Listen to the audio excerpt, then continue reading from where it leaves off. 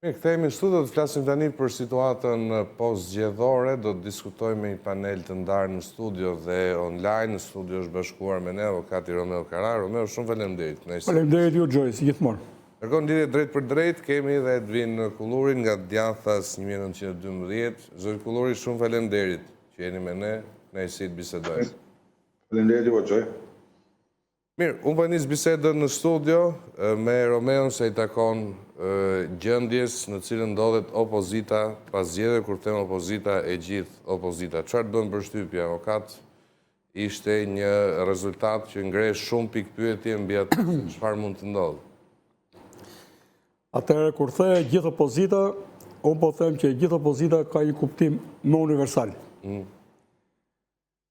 Opozit janë ato që nuk kanë votuar, pra janë opozit e gjithë establishmentit, dhe kemi opozit pasaj të pozitës që kemi më konvencionale, opozitën e kësaj qeverie, i kësaj mazhorance, që kuptohet që besoj e kanë ditur që me këtë sistem, me këtë kod zgjedhor, me këtë sistem zgjedhor, me këtë korupcion ku jemi zhytur si shoqëri shqiptare, pra kemi një korupcion sistemik, është kthyer sistem, është kthyer mënyrë jetese, po është kthyer në mentalitet. Nuk do të kishte në një përmbysje, aq më tepër që opozita kryesore ka bllokuar çdo firmarrje tjetër në marrëveshje me opozitën për të pasur ndryshime.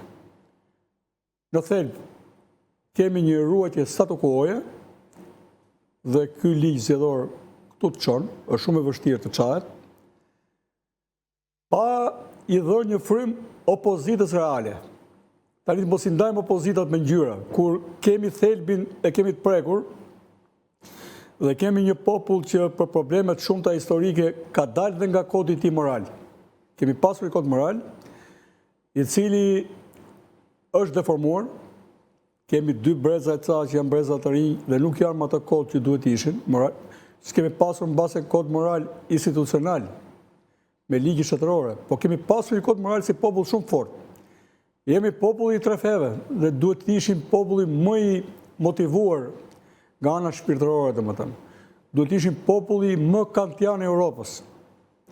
Besoj kur ka bërë Kanti themelin e metafizikës moralit në 1748, besoj, më duket sikur ka bërë për shqiptarët.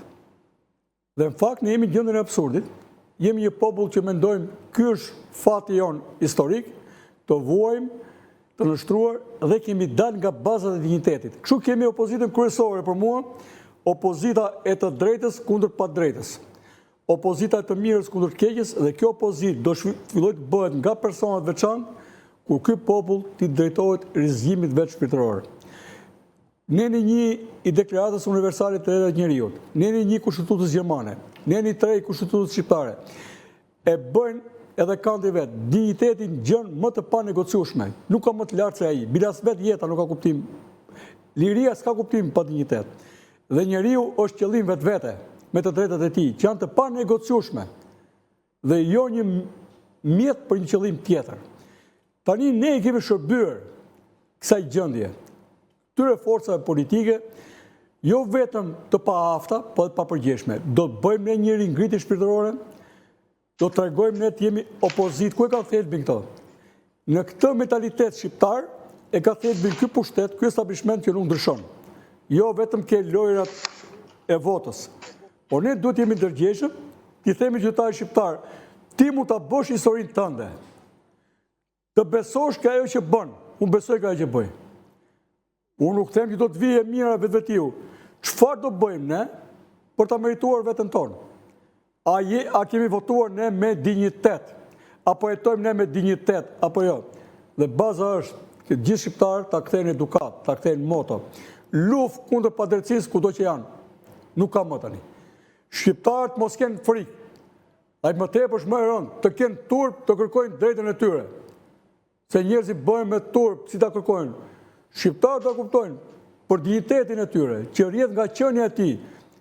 Ku ka njeri, pse pushtetarët Zoti ka bërë sipas shëmbulltyrës tij dhe nena pas ka bërë Të gjithë njerëzit janë si shëmbulltyrë e Zotit. Si mund të jesh njeri ti, shëmbulltyrë e Zotit, pa dignitet? Pra ka nevojë një vetim të plot nga poshtë lart.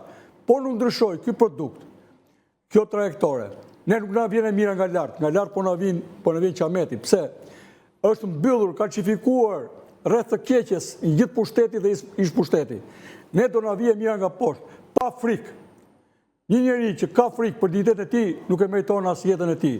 Dhe këtu mendoj që është thelbi, mos i kthehemi Bovaki ka dhe në interes tjetër, po interesi kryesor. Nëse do vi ndryshimi dhe besoj se do vi, është pikërisht nga një rilindje etike, morale, shpirtërore dhe besimi tek e mira përkundër të keqes.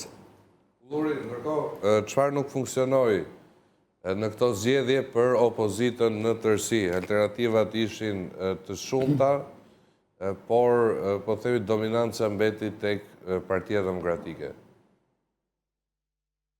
Funksionoi asgjë gjoj.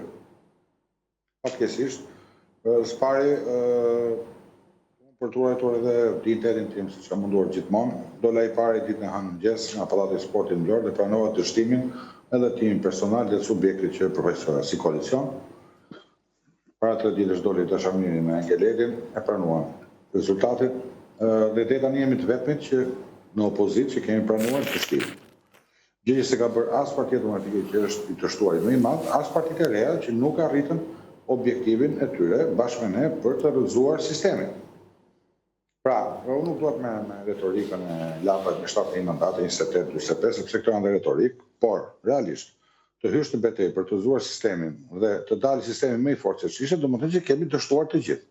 Ne i dinim kushtet, kush ishim, hym me një kod i cili penalizon patjetër pluralizmin politik, po do të mbaj në këmbë vetëm servitun dhe po themi oborret e 2 kryetarëve të Partive më mëdha, por hym në garë me mendimin që bashkë me qytetarët do ta thyenim këtë deformim të opinionit publik dhe deformim të votës. Nuk ja dolëm dot, sepse kjo nuk arrihet dot pa ndihmën e votuesve. Dështuam ne, mbasi kemi qenë parakoshëm, mbasi ishim demonte. Nuk e di, unë di që në 8 vite, që në vit 2017 dhe sot, kur jam shkëputur nga Partia Demokratike Zyrtare si qendrime, edhe brenda dhe jashtë saj, nuk di të kem thënë në gjë gabim, se kjo parti nuk funksiononte dhe pse opozita do të ishte krejt ndryshe që nga PD-ja 17 maj 2017 deri më sot. Ata që votuan më pak në gjithë djatha ishim ne, që kishim folur për listat e hapura, që folin për demokratizimin e të djathtës, për reformimin e të djathtës, që folin për çështën e pronës, për decentralizimin, për nevojën për reformë kushtetuese, për një ekonomi prodhuese. Kemi folur kot. Kulluri, pendojni që nuk bët një koalicion më të madh në këtë zgjedhje, do të ishte goxha e favorshme për të gjitha partitë e reja. Kush të pendohet? Ne që e propozon 4 muaj. Pendohet, jo pengohet. Jo, kush të pendohet? Ne që e kërkuam 4 muaj apo ata që e refuzuan? Okej, po në tërësi Edhe një gjë, falë tash se që kemi probleme bashkë komunikim, imagjino çfarë mund të kemi në elektorat. Të lutem shumë. Që nga dhjetorit 2024 deri të 13 mars, djathtas për zhvillimi ka bërë thirrje të gjithë partive të reja për të dalë një listë të përbashkët. Apo harruat? Jo, nuk e harrova, por mbeti jetim faj dhe tani o do e merrni të gjithë o do e ketë fajin qytetarit. Unë që desha martesën, ta maj unë kopilin der tani. Më falë, unë kërkova martesë. Ta shkuan të gjiri i atyre të liqenit gjithë. Dhe tani, e di çfarë thot lape? Bëm gabim. Kjo është një të papërgjithshmëri që ka dhe Rama dhe Berisha. Agrosheja i thot, unë do vazhdoj vetëm. Shumë mirë, çfarë do bëjmë me 2 mandat? Çfarë do bëjmë me 2 mandat? Në Vlorë një mandat u humb nga mosbashkimi. Nuk shoh përgjegjësi tek grupin të... Jo, tani, base... Dua të vë Kulluri... Jo, pyetja ishte tani, çfarë i them unë Vinit, Enkeledit, edhe